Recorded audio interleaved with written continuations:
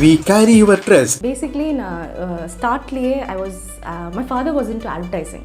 So the graphic designing பண்றதோ இல்லை sketching drawing பண்றதோ அந்த மாதிரி இருந்தது.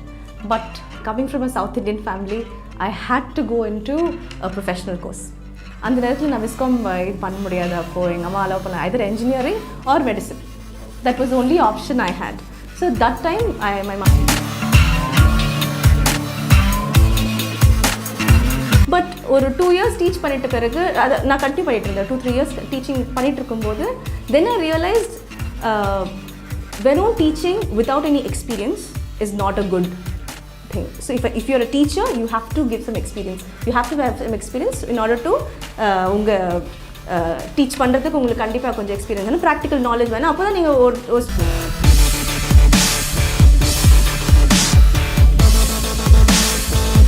எனக்கு நிறைய ட்ரீம்ஸ் இருக்குது. ஒரு பெரிய ஹோட்டல் கட்டுறதும் ஒரு பெரிய ரிசார்ட் கட்டுறதும் இந்த மாதிரி ட்ரீம்ஸ் இருக்குது. But I will tell you about one of the very challenging projects which I thought was impossible but we did. Was நாங்கள் பண்ணது வந்து ஒரு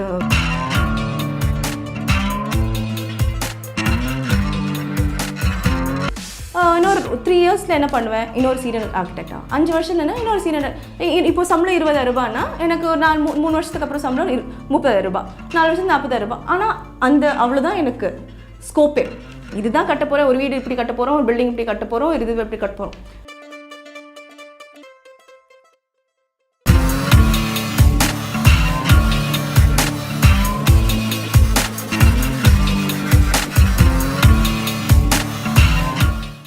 ஹலோ, பழகுத்தொழில் வியூவர்ஸ்க்கு வணக்கம்.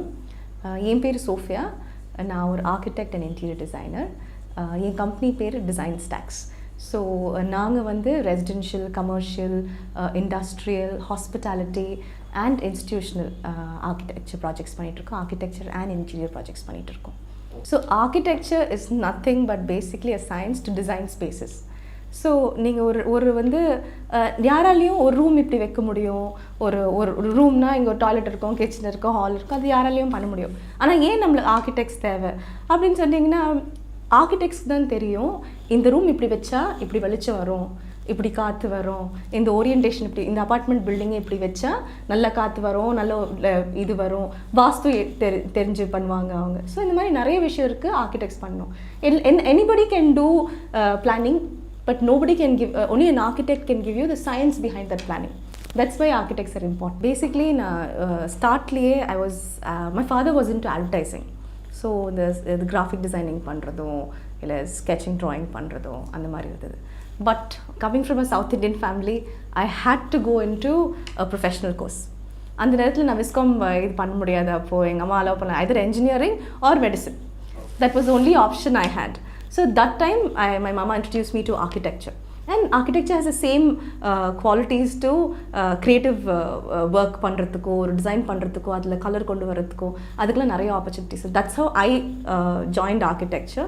It was a whole new field, but work நான் படிக்கும்போதோ அது work பண்ணும்போதோ தெரிஞ்சது that is my forte, that is my strength அப்படின்னு தெரிஞ்சது. This is how I got introduce to architecture. நான் கரண்ட்லி ஒரு ஆர்கிடெக்டாக கூட இருக்கேன், ஒரு இன்டீரியர் டிசைனராக கூட இருக்கேன். Like my company has about 70% of architecture projects and about 30% of 70% of interior projects and 30% of architecture projects.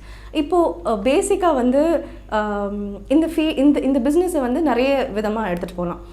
there are some firms which do designing client meet பண்ணி design பண்ணுவாங்க, code கொடுத்துருவாங்க. அதை தாண்டி ஒரு கான்ட்ராக்டர் அதை எடுத்துகிட்டு கன்ஸ்ட்ரக்ட் பண்ணுவாங்க. சில ஃபார்ம்ஸ் வந்து டிசைனிங்கும் பண்ணுவாங்க, கன்ஸ்ட்ரக்ஷனும் பண்ணுவாங்க. ஸோ அது ஏற்ற மாதிரி ஒரு சிலருக்கு என்ன ஸ்ட்ரென்த் இருக்கோ அதுக்கேற்ற மாதிரி இந்த பிஸ்னஸ் பண்ணுறது. இப்போது ஒரு ஃப்ரெஷ் பர்சன் ஸ்டார்ட் பண்ணுறாங்க பிஸ்னஸ். அவங்களுக்கு வந்து இது ஒரு போர்ட்ஃபோலியோ காமிச்சோ, அவங்க பண்ண ஒர்க்கு குட்டி குட்டி ஒர்க்கோ, அவங்க டிசைன் ஸ்டாண்டர்டோ ஒரு ஃப்ரீ ஆப்ஷனோ கொடுத்து அந்த மாதிரி நாங்கள் ஒர்க் ஆரம்பிக்கலாம். But if you have to sustain in this field, this is the big question. நிறைய பேருக்கு அதுதான் கஷ்டம். சிலர் ப்ராஜெக்ட்ஸ் கிடைக்காது. ஆனால் நீங்கள் இந்த ஃபீல்டில் நீங்கள் சஸ்டெயின் பண்ணணுன்னா you have to show quality of work and quality of design. அவங்க ஒரு கிளைண்ட் வந்து உங்களுக்கு வந்து காசு கொடுக்குறாங்களா, உங்கள் டிசைன் யூனிக்காக இருக்கணும், ப்ளஸ் அவங்க பட்ஜெட் கூட இருக்கணும், ப்ளஸ் அவங்க இன்வெஸ்ட் பண்ண காசுக்கு குவாலிட்டியாக இருக்கணும். இந்த 3 ஆஸ்பெக்ட்ஸ் நீங்கள் கொடுத்தீங்கனாலே the client is happy and you can definitely survive in this field. நான் 2007 காலேஜ் ஸ்டார்ட் பண்ணேன். பட் காலேஜ் முடிக்கிறதுக்குள்ளேயே நான் 2 ப்ராஜெக்ட்ஸ் பண்ணேன். நானே ஓனாக எடுத்து ரிலேட்டிவ்ஸ் ப்ராஜெக்ட்ஸ் பண்ணேன். So my journey starts back from 2010. அப்போலேருந்து ப்ராஜெக்ட்ஸ் பண்ணேன். ஏன் success lot of ups and downs. As in financially விட்டு நான் நிறைய லைஃப்பில் ரிஸ்க் எடுத்தேன்.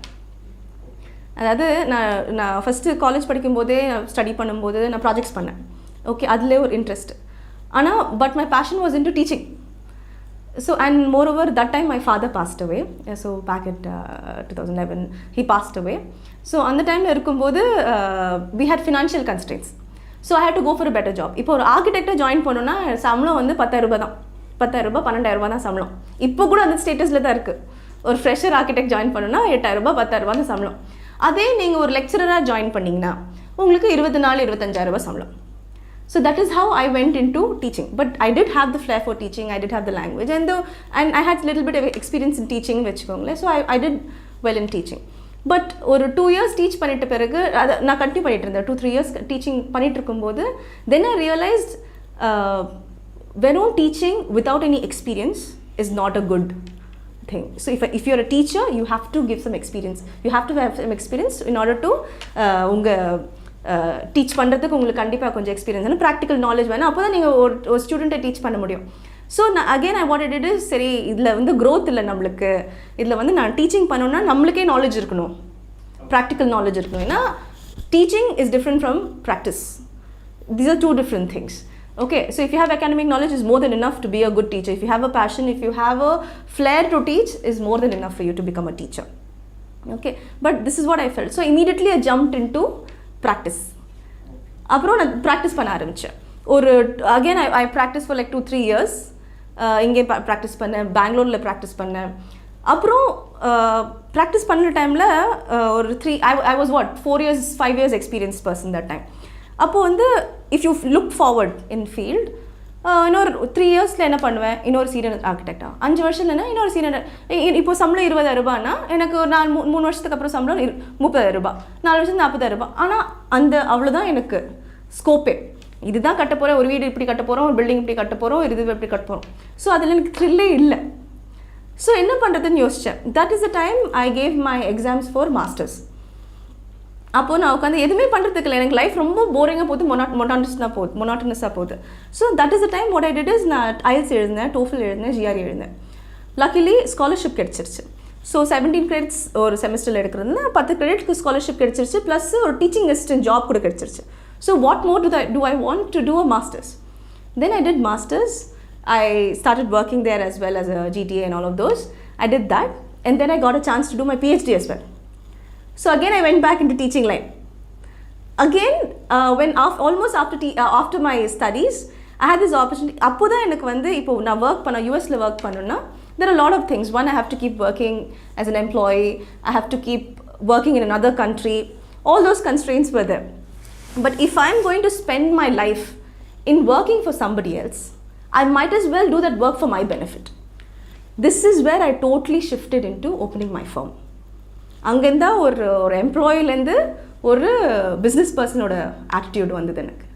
So that is the reason. ஏன்னா நாங்கள் எப்படியும் ஒர்க் பண்ணும்போது நாங்கள் ஒர்க் பண்ணிட்டு தான் இருக்க போகிறோம், எப்படியும் அதே ஹார்ட் ஒர்க் போட போகிறோம், அதே ஒரு இதுவும் போட போகிறோம், நாங்கள் அதே டைம் அண்ட் மணி போட போகிறோம். So might is well work as a entrepreneur. So that is why I came into this thing, an entrepreneurial journey. That is where my life totally changed. And now instead of working for others, I'm working for myself along with my teammates. So I'll start with ஒரு architecture firm நடத்தணும்னா என்ன benefits இருக்குது, என்ன pros and என்ன cons இருக்குது, என்ன நான் benefits கூட இருக்குன்னு சொல்லி. ஒரு ஆர்கிடெக்சர் ஃபர்ம் ஃபஸ்ட் ஸ்டார்ட் பண்ணுறது, இது உங்கள் identity. It's majorly a firm run by you is an identity. Okay, you meet people, you get clients, நீங்கள் ஒர்க் பண்ணுவீங்க, அந்த ஒர்க்கு ப்ரொடியூஸ் ஆகும், நீங்கள் டிசைன் பண்ணுவீங்க, ஒரு பேப்பரில் பண்ணுவீங்க, அந்த பேப்பர்லேருந்து ஒரு ரியல் ஸ்ட்ரக்சரில் வரும். அதுவே ஒரு தனி இது. சில பேருக்கு அது ஒரு எந்துவாக இருக்கலாம், சில பேருக்கு கிக்காக இருக்கலாம், சில பேருக்கு ஒரு அச்சீவ்மெண்ட்டாக இருக்கலாம். So that is one big identity. Apart from that, architecture field, when you start investing time and then you get good pay as well. In the field you have construction, you have interiors, everything, you get good pay as well. Also, the more time you spend in the field, the more clients you get, the more trust you get, and the more name spread ஆகும். So இந்த மாதிரி நிறைய pros இருக்குது. ஆனால் cons அப்படின்னு சொல்லணுன்னா first and foremost இது ரொம்ப டைம் இன்வெஸ்ட்மெண்ட், நிறைய டைம் இன்வெஸ்ட்மெண்ட் தேவை. நீங்கள் எடுத்தோன்னே உங்களுக்கு ப்ராஜெக்ட் கிடைக்காது.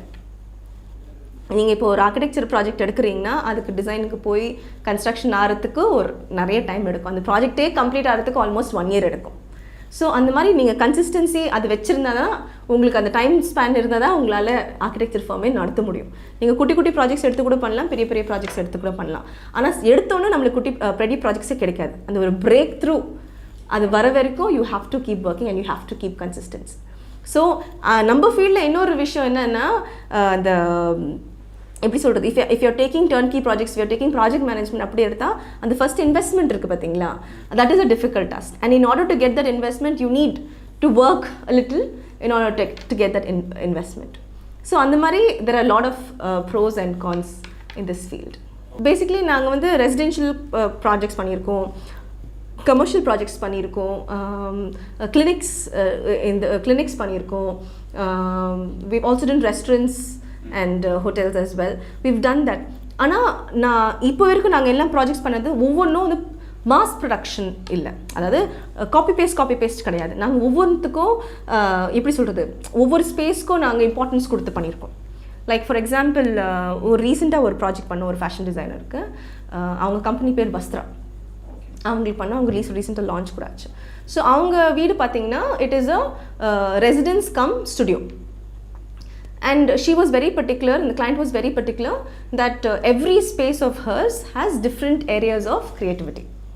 ஸோ அந்த மாதிரி இருந்தது. இப்போ நீங்கள் அவங்க வீடு பார்த்தீங்கன்னா கீழே லிவிங் ரூமில் வந்து it will be very subtle elegant ஷேட்ஸாக இருக்கும். ஒரு பேஸ் ஷேடோ ஒரு க்ரீம் ஷேடோ இருக்கும். ஆனால் she wanted a traditional touch in it. So அதுலேயே நாங்கள் வந்து இந்த வுட்டில் செட்நாட் ஸ்டைல் ஸ்விங்ஸு திவான்ஸ் அப்படி பண்ணி கொடுத்தோம். இப்போ டோர் பார்த்தீங்கன்னா we actually used old Chettinad door. So அந்த மாதிரி அந்த செட்டிநாட் டோர் வச்சு அவங்க இப்போ டோர் ஓப்பன் பண்ணால் she's actually opening a Chettinad door. So அந்த மாதிரி so every piece in every area we take care of it. அப்படியே நீங்கள் அந்த அவங்க லிவிங் ரூமை தாண்டி நீங்கள் ஸ்டுடியோ ரூம் போனீங்கன்னா it has contemporary finishes of texture wallpaper. அந்த வால்பேப்பர்லேருந்து அவங்களுக்கு கண்டெம்பரரி டெஸ்க் ஸ்பேஸ், அவங்களுக்கு ஒர்க் பண்ணுற ஃபங்க்ஷனாலிட்டி. ஸோ பேசிக்லி எப்படி சொல்கிறது, ஒவ்வொரு ப்ராஜெக்ட் எடுக்கிற டைமில் we think such that the client's requirements is handled, okay, rather than just aesthetics parts as well. உங்களுக்கு ஒரு நல்ல கிளைண்ட்ஸ் கூட இருப்பாங்க, உங்களுக்கு வந்து கொஞ்சம் டஃப் கிளைண்ட்ஸ், டபுள்சம் கிளைண்ட்ஸ் சொல்ல முடியாது, டஃப் கிளைண்ட்ஸும் இருப்பாங்க. சில கிளைண்ட்ஸ்க்கு வந்து கன்வின்ஸ் பண்ணுறது ரொம்ப கஷ்டம். So the only way you can convince is through your work, through showing drawings, through எப்படி சொல்கிறது, அவங்கள மெட்டீரியல்ஸை காமிச்சு அப்படி தான் கன்வின்ஸ் பண்ண முடியும். எனக்கு வந்து நல்ல கிளைண்ட்ஸும் இருந்திருக்காங்க, கொஞ்சம் டஃப்பான clients who don't give me payments கொடுக்குறது சில கிளைண்ட்ஸ் இருப்பாங்க. சில கிளைண்ட்ஸ்க்கு வந்து என்ன தான் காமிச்சாலும் அவங்களுக்கு பிடிக்காது.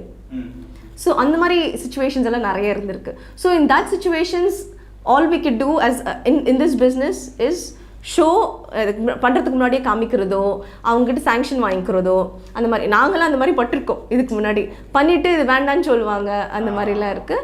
So that's how you learn. ஆனால் architecture business itself is like that. It involves a lot of risk. Architecture or interior design, it involves a lot of risk. So it's a huge money in it and at the same time huge time investment as well in it. எனக்கு நிறைய dreams இருக்குது. ஒரு பெரிய hotel கட்டுறதும் ஒரு பெரிய resort கட்டுறதும் இந்த மாதிரி dreams இருக்குது. But I will tell you about one of the very challenging projects which I thought was impossible but we did. நாங்கள் பண்ணது வந்து ஒரு ஹிம்ஸ் கான்ஃபரன்ஸ்ன்னு சொல்லி அமெரிக்காவில் மெடிக்கல் கான்ஃபரன்ஸ் நடக்குது. அங்கே வந்து நம்மளுக்கு ஒரு கிளைண்ட் இருந்தாங்க. So who wanted exhibits. அவங்க வந்து ஆயிரக்கணக்கான மக்கள் வருவாங்க த்ரூ அவுட் த வேர்ல்டு. அந்த ஹிம்ஸ் அந்த மெடிக்கல் கான்ஃபரன்ஸ் அது. ஸோ அங்கே சிகாகோவில் நடக்கிறது. ஸோ அங்கே வந்து இந்த மாதிரி ஆயிரக்கணக்கான மக்கள் வர போகிறது இதில் வந்து they have to design an exhibit. அந்த எக்ஸிபிட் என்னென்னா ஒவ்வொரு கியாஸ்க்லேயும் ஒவ்வொரு ஸ்டாண்டிங் ஏரியாலேயும், அதாவது இன்ஃபர்மேஷன் ஏரியாலேயும் we have to show branding. அந்த கம்பெனியோட பிராண்டிங் காமிக்கணும். அவங்க பேர் இப்போ ஃபார் எக்ஸாம்பிள் சொல்கிறேன், ஒரு கியாஸ்க் டிஸ்கஷன் டேபிள் இருக்கும். இவ்வளோன்னு தான் ஸ்பேஸ் இருக்கும். அதில் ஒருத்தர் உட்காரணும், இன்னொருத்தர் வந்து they will stand or sit, but they will have to exchange and tell about what they are doing. So இந்த டேபிளில் நாங்கள் வந்து every element we have to show branding. அந்த கம்பெனியோட பிராண்டோ சரி, அந்த கம்பெனியோட கலரிங்கோ சரி, அந்த கம்பெனிக்கு இப்படி how to promote it we have to show. And the most difficult part is we are sitting in India and the project is happening in US. That's the challenging part. But luckily we were able to get contractors, we were able to do so. I think that is one of the most challenging projects we had, but it happened really well. That's the good part of it. நான் எனக்கு entrepreneurship ஜேர்னியில் இருக்கிற வரைக்கும் நான் கற்றுக்கின ஒரு விஷயம் வந்து patience is very important. Okay, நாங்கள் ஸ்டார்ட் பண்ணும்போது எந்தோவாக இருப்போம். மார்க்கெட்டிங் பண்ணுவோம், பப்ளிக் ஸ்டேட்டஸில் போடுவோம், இன்ஸ்டாகிராமில் போடுவோம். We'll all do market, we'll take a portfolios and we keep going around. Clients கிட்ட மீட் பண்ண நிறைய பேர் போய்ட்டு. ஆனால் சில டைம் வந்து நல்ல ப்ராஜெக்ட்ஸ் கிடைக்கும், சில டைம் வந்து லல்லாக இருக்கும், அதாவது எதுவுமே நடக்காது. we should not leave deject ஆகக்கூடாது, அந்த நேரத்தில் டிஜெக்ட் ஆகக்கூடாது. You need to have patience and கண்டிப்பாக இது ஆகும். Very important thing in business is something called planning finance. இது ரெண்டுமே இம்பார்ட்டண்ட். ஸோ பிளானிங் நீங்கள் எக்ஸிக்யூஷனுக்கும் பண்ணணும், பிளானிங் நீங்கள் ஃபினான்ஸ்க்கும் பண்ணணும். இது ரெண்டுமே மேனேஜ் பண்ணிட்டாலே ஓரளவுக்கு பிஸ்னஸ் ஓட்டிடலாம். ஸோ யங் ஆண்டர்ப்ரனர்ஸ் இப்போ நீங்கள் ஆர்கிடெக்சர் ஃபார்ம் ஓப்பன் பண்ணோம், இல்லை நீங்கள் இன்டீரியர் டிசைனிங் ஃபார்ம் ஓப்பன் பண்ணோன்னா உங்களுக்கு பெரிய இன்வெஸ்ட்மெண்ட்டே தேவையில்லை. நீங்கள் வெறும் ஒரு லேப்டாப், அந்த சாஃப்ட்வேருக்கு ஒரு லைசன்ஸு, உங்கள் டிகிரி, உங்கள் டேலண்ட் இருந்தாலே போதும். வீட்டோடையே நீங்கள் இந்த பிஸ்னஸ் ஆரம்பிக்கலாம். All you have to is கிளைண்ட்டை போய் நீங்கள் ஒரு கேஃபட்டேரியாவில் கூட மீட் பண்ணலாம், இல்லை அவங்க வீட்லேயே போய் மீட் பண்ணலாம். உங்களுக்கு ஆஃபீஸ்ன்றதே தேவையில்லை இந்த பிஸ்னஸ்க்கு. Once you grow, once you scale, ஒரு 2 பேர் நீங்கள் ஆர்கிடெக்ட்ஸை போடுறீங்க, ஒரு இன்டீரியர் டிசைனராக போடுறீங்க, ஒரு சைட் சூப்பர்வைசர் வேணும் அப்படின்னு ஸ்கேல் பண்ணும்போது, பெருசாக ஆகும்போது நீங்கள் ஆஃபீஸ் எடுத்தால் போகிறோம், ஒரு பெரிய இன்வெஸ்ட்மெண்ட் போட்டால் போகிறோம். But to run a firm you are alone enough இந்த பிஸ்னஸ் ஆரம்பிக்கிறதுக்கு. தட் இஸ் நான் பண்ணது, அதனால தான் சொல்கிறேன். நான் ஒரு ஆளாக இருந்து பண்ணது, ஆஃபீஸே இல்லாமல் ஸ்டார்ட் பண்ணது. அதுக்கப்புறம் I have some 14 people member in my team.